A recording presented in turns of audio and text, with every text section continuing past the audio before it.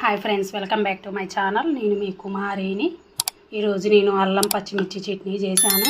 ఇది ఇడ్లీ, దోశ, బోండాలోకి చాలా బాగుంటుంది. ఇప్పుడు దీని తయారీ విధానం చూసేద్దామా. నేను ఈరోజు అల్లం పచ్చడి చేసి చూపిస్తాను. అందుకు గాను ఒక 2 ఇంచుల అల్లం తీసుకున్నాను, కొంచెం చింతపండు, 6-7 పచ్చిమిర్చి తీసుకున్నాను, మినపగుండ్లు ఒక చిన్న ప్లేట్కి తీసుకున్నాను.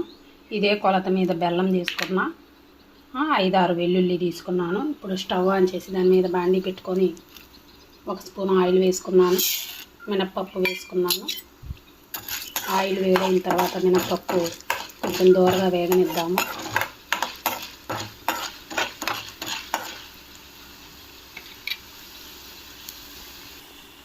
ఇందులో కొంచెం జీలకర్ర వేసుకున్నాం, 1/2 స్పూను. అలాగే పచ్చిమిర్చి వేసుకుందాము.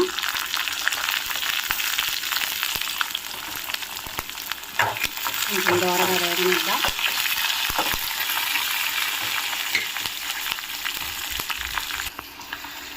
ఇందులో చెక్కు తీసి వేసుకున్నాం, అల్లం తీసి వేసుకుందాము.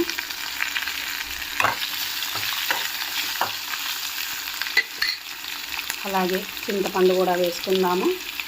పులుపు తీసి వేసుకోండి. చూడండి, నేను మాత్రంగా వేసాను.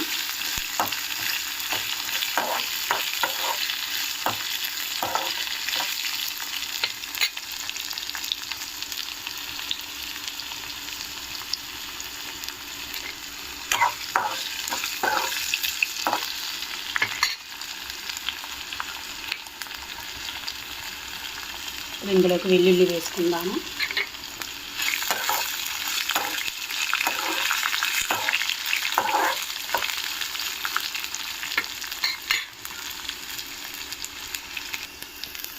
ఇప్పుడు ఇందులోకి బెల్లం వేసుకుందాము. కొంచెం స్వీట్గా, కారంగా, పుల్లగా బాగుంటుంది అల్లం పచ్చడి. పచ్చిమిర్చితో చేయొచ్చు, ఎండుమిర్చితో చేయొచ్చు, చాలా బాగుంటుంది. ఇప్పుడు మనం స్టవ్ ఆఫ్ చేద్దాము. మిరపకాయలు కూడా బాగా వేగిపోయినాయి. ఇప్పుడు ఇది పూర్తిగా చల్లారాలి. చూడండి, పూర్తిగా చల్లారింది. ఇప్పుడు దీన్ని మనం మిక్సీకి వేసుకుందాము. చూడండి, మొత్తం మిక్సీకి వేసుకున్నాం. ఇందులోకి తగినంత సాల్ట్ వేసుకుందాము. మూత పెట్టుకొని గ్రైండ్ చేద్దాం. చూడండి, మిక్సీకి వేసుకున్నాము. ఇప్పుడు మనం పోపు వేసుకుందాం. చూడండి, పోపు వేసాను. ఇందులో కొంచెం ఎండుమిర్చి, కరివేపాకు వేసుకున్నాము. ఇప్పుడు గ్రైండ్ చేసిన చట్నీ కూడా వేసుకుందాము.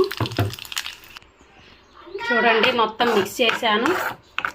అల్లం పచ్చిమిర్చి పచ్చడి రెడీ అయిపోయింది. నా వీడియో కానీ మీకు నచ్చినట్లయితే ప్లీజ్ లైక్ చేయండి, షేర్ చేయండి, కమెంట్ సెక్షన్లో కమెంట్ చేయండి.